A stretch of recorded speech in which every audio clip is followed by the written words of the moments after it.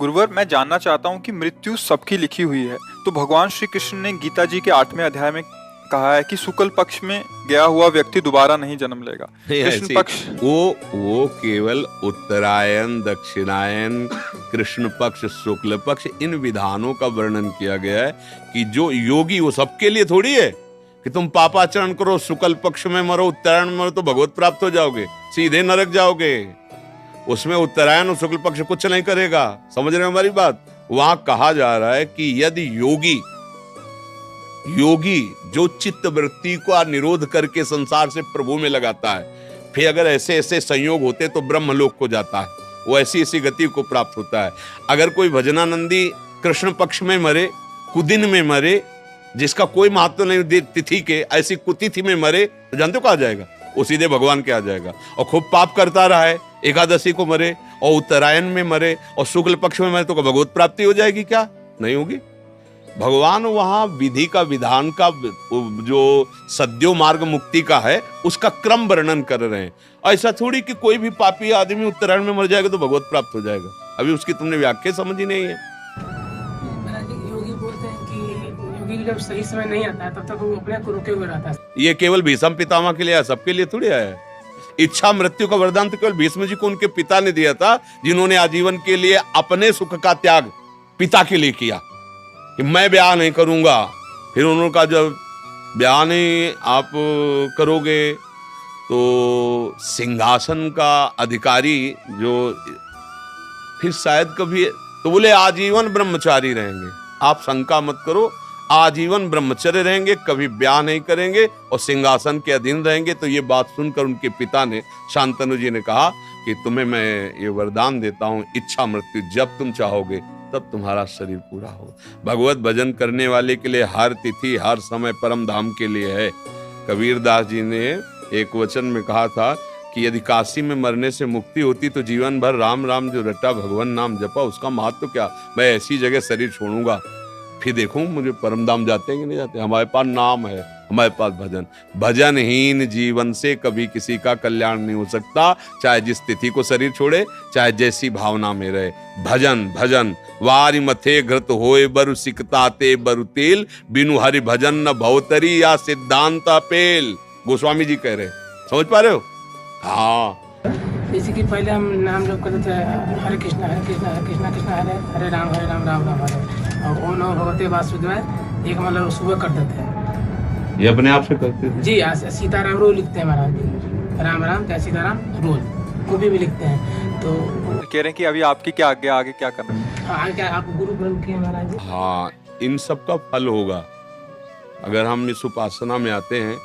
जहाँ हम बैठे हैं तो यहाँ फिर आज्ञा का केवल पालन किया जाता है। मन के द्वारा माने हुए जो भी उपासना थी उसका फल ये मिल गया। अब इसमें केवल गुरु आज्ञा पे चला जाता है, जो उपासना पद्धति उसके अनुसार चला जाता है। जैसे चल रहे हो वैसे चलते रहो, सत्संग सुनते रहो, जो अच्छा लगे स्वीकार करते रहो। लेकिन गुरु बना करके फिर मनमानी आचरण ना तो सांसारिक कर सकते हो ना भागवतिक कर सकते हो। इसलिए जल्दी गुरु नहीं बनाना चाहिए। जब गुरु बनाने का भाव आवे तब ये सोच लेना चाहिए कि आपके वचन के लिए हम अपने प्राण त्याग सकते हैं, लेकिन आपके वचन नहीं, बस बात बन जाएगी। गुरु का मतलब होता है अब जो ही कहें करें हम सोई, इसलिए चले। आपने खुद कहा अभी तक जो मन कहता रहा वो मैं करता रहा। अब जो गुरु कहेंगे अब मनमानी नहीं चलेगी, अब गुरुवाणी चलेगी। तो फिर हाँ, तो अभी तो हम तो सबको कहते हैं राधा राधा रटो, राधा वल्लभ श्री हरिवंश जपो और सत्संग सुनो।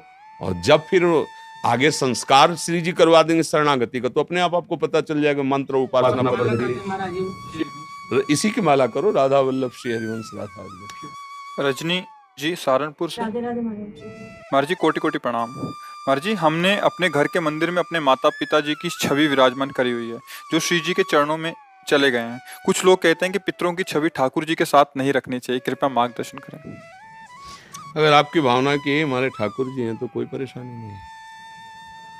ठाकुर जी का रूप कैसा आपने मान लिया, जैसा सृष्टि कैसी आप जैसी देखो वैसी। समझ रहे ना भाई? एक पत्थर के टुकड़े में क्या है, कोई रूप है, कोई आकृति है, कोई उसमें। लेकिन हमको जब कि हमारी देवी जी हैं, हमारे भगवान, गांव में देखो ना, अधिकतर जो है गांव के जो मंदिर हैं जिनमें पूजा, वो सब ऐसे ही है। और सारी कामनाएं पूर्ण होती, क्योंकि उसमें भगवत भाव हो गया। अच्छा, जयपुर से, जहाँ जयपुर जोधपुर में श्री विग्रह तैयार किए जाते हैं, वहाँ आप जाइए, पत्थर की शिलाओं को काट काट करके, मतलब हमने देखा है जैसे गोपाल जी की वो बड़ी छवि है ना पीतल की, तो ऐसे ऐसे दबा के रेती से ऐसे, अब वो जिस प्रक्रिया से तैयार कर रहे हैं, फिर इसके बाद जब अपने पंचामृत से स्नान करके अपने सिंहासन में विराजमान करते हैं, तो हमें भाव आ जाता है ना, हमारे भाव से भगवान दिखने लगते हैं ना। तो जब हम पाषाण के विग्रह में भगवत भाव कर सकते हैं, तो उस रूप में भी भगवत भाव, अगर भगवत भाव कर रहे हैं तो कहीं कोई परेशानी नहीं है। और अगर भगवत भाव नहीं है तो 5 भौतिक शरीरों के चित्त रखने से मंगल नहीं होगा। बात समझो, हमारी बात समझना। आंतरिक ये सब नाशवान शरीर है, भगवान का शरीर सच्चिदानंदमय है, और उनका है गुरु और भगवान में अंतर होता है क्या? तो गुरु और भगवान में जब अंतर नहीं होता तो प्रश्न ही नहीं बनता।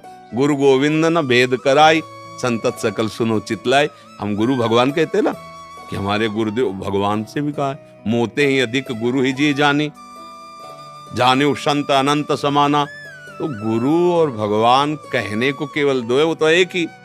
अगर हम किसी 5 भौतिक शरीर में केवल यही भाव रखते हैं कि ये हमारे माता पिता ही केवल हैं, तो भगवान के सिंहासन में ना रखो, कमरे में लगा लो, देखते रहो। और अगर ये है कि ये मंदिर है माता पिता का जो रूप, इसके अंदर भगवान बैठे हुए, तो वहीं भगवान का साक्षात्कार हो जाएगा। अलग से फोटो भगवान की विराजमान करो या ना करो, हमारी बात समझना।